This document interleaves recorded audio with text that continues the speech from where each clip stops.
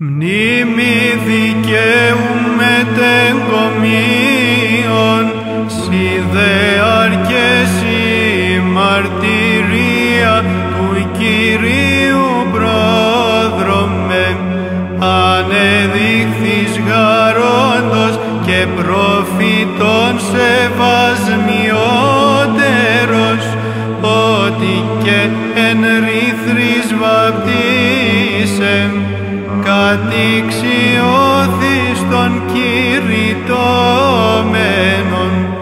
όθεν της αληθείας υπεραθλήσας χαίρον, ευηγγελίσω και της ενάδη Θεόν φανερωθέντα εν σαρκή, τον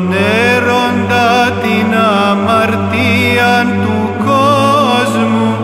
και παρέχοντα